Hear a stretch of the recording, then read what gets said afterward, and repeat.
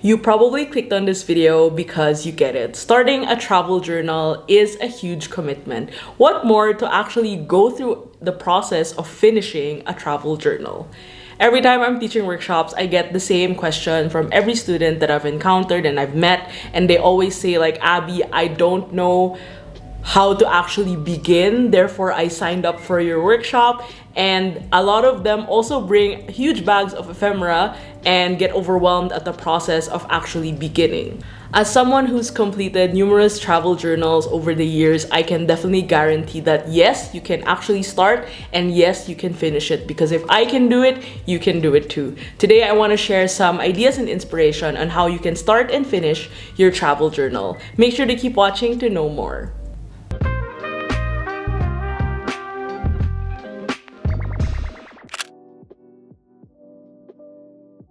Pick your supplies wisely. I personally use a journal insert for my trips because for me, lesser pages mean I get to finish them faster. And for me, it's a nice way to kind of archive everything and not having to bring a bigger notebook that's bulky and has a lot of pages. What I do is I group these inserts depending on how long the trip is and into seasons or specific cities. For example, summer travels or a full-blown Japan travel journal. But generally, I just prefer to document with these inserts as it's compact, enough space for my way of journaling, and they're very easy to use. I've been using the Traveler's Notebook system since 2017, and you'll see that on my yearly travel journal setup video, it's always been the same system, and for good reason. It allows me to work within those limitations, with the size and the format, but also get creative at the same time. Use your go-to prompts. I like to think of prompts as like outfits, and having go-tos are very essential for being able to complete a travel journal. For me, having these mainstay prompts in my system have been really helpful for documenting because every trip is obviously different, and these things always happen during a trip, like en route, going to a certain location or city and doing a recap, a trip highlight, and people I probably met, and some of my favorite moments. And these are just some of the many prompts I use on my travel journal pages. Feel free to take a screenshot of this list for reference. But in general, it allows me to feel not as overwhelmed when it comes to journaling. Next, make sure to organize your ephemera. It's tricky, I know. They accumulate so much and it becomes a whole paper bag full of maps, tickets, photos, packaging, and you're stuck with a pile of things that you don't know what to do with. And what I try to do is make sure that once I get my ephemera, I try to sort it as much as I can. It's either by date, by category, for example, food or clothing, or a map from a museum, or color scheme. Either of these will help inform what your journal pages will look like, and the best part is you'll get to use these ephemera. Based on experience, it does pile up more often than not, so it's better to organize them so you'll be able to feel less stressed about actually working on your journal pages. Because once you sort out everything accordingly, you'll have a better idea of how to document with it, like make a page full of like similar colors, or make a page about your grocery shopping or something similar to that extent. As I continue on travel journaling for upcoming trips this summer, I've been thinking about how I want to document better both as an artist and as a creator. And with classes on Skillshare, I've discovered more ways on how to be a better reporter of my own life. And that's where today's sponsor comes in, Skillshare. Skillshare is the largest online learning community for creatives with thousands of classes led by industry experts across film, illustration, design, freelance, productivity, and more. Skillshare can help you take your careers, skills, hobbies, passions, or side hustles to the next level.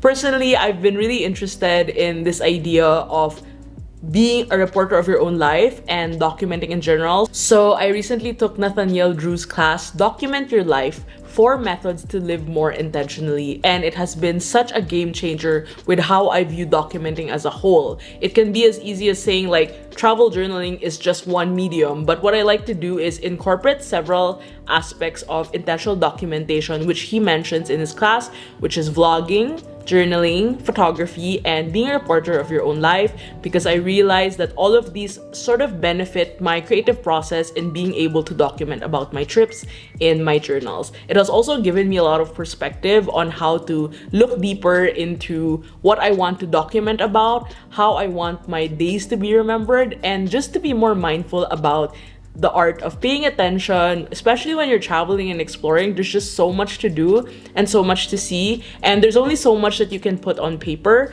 And for me, it's such a mindful way on how to exercise that creative energy and be able to show it on my journal pages. Especially now that it's summer, it's a great way to, number one, travel, number two, journal, and number three, document about your life, your summer, and be able to cherish those memories in whatever form or medium that speaks the most to you. The first 500 people to use my link down below will get 1 month free trial of Skillshare, so make sure to get started today, and happy traveling, journaling, and getting creative. Stick now, write later. This is definitely controversial, but I personally find blank pages intimidating, so I would actually sometimes stick ephemera or photos on some pages already so I can quote-unquote continue them afterwards. That way you can also consider them quote-unquote already filled in, and we love to see that progress. I usually just save the writing part for later because I find that I can do it from anywhere, like a cafe or while waiting at the airport, without having to take out my entire stationery stash. I just have my pen and I'm ready to write. So you see, it's really about efficiency and finding a way to make it easier for you, therefore you'll be able to finish it. I think ultimately that's how I try to frame it.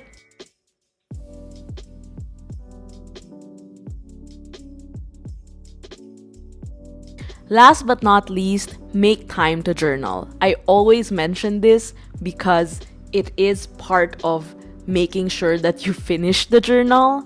Whether it's after a long day of traveling, or you have some extra time to kill at a cafe, or simply catching up days after your trip is over, it's really important to set a schedule of finishing your journal.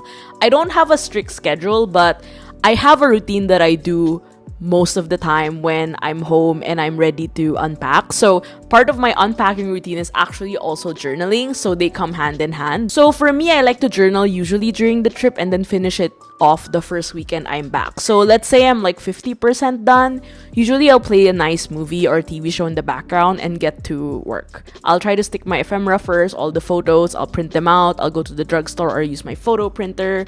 I do this for maybe a few more evenings and eventually complete the journal. I don't sit through like a 5-hour session doing it. Sometimes I do. It really depends on my mood and energy. But I realize that this is a fun wind down routine for me and something I like to do to close out the trip. Maybe you can do something similar or set your own schedule and make sure that you have time to actually finish it. And 100% you will feel so much better after finishing it. There's always this like sigh of relief once you're like, oh my gosh, I actually managed to go through that and finish the travel journal. There's definitely a sense of accomplishment, and I hope you'll be able to feel that once you also finish your own journals. I do hope this video gave you some ideas on how to start and finish a travel journal. If I missed anything or if you have questions, make sure to leave them in the comment section below. I'll be happy to chat over there. And happy to report that I finished this LA travel journal. If you'd like to see all of the spreads and have an in-depth look at my journal pages, make sure to check out my Patreon art club, where I share exclusive content monthly to my lovely patrons who allow me to create videos like this and share with you ideas and inspiration on travel journaling. Speaking of travel journaling, if you'd like to know more, I do have a book out. It's called The Art of the Travel Journal, and it's available at bookstores worldwide. I also linked it down below in case you want to check it out. It's the perfect companion for travel journaling, and if you want to get started into documenting about your trips, make sure to grab a copy. Thank you once again for watching. I do hope you enjoyed, and let me know what's your current status with your travel journals. Are you in backlog mode? Have you successfully gotten out of the backlog loop? Let me know in the comments, and no shame here, no judgment. If you're working on your backlog, backlogs, go do them. I am rooting for you. I only want the best for everyone to be able to, number one, start a journal, and number two, finish them. And soon you'll also be having a lovely archive of memories to look back on from the trips you've documented and the memories you've made. Thank you again for watching. I hope you enjoyed this video, and make sure to check out my other videos, and don't forget to subscribe because most of you are actually not subscribed to my channel. So I will see you on the next one, and always be creating. Bye!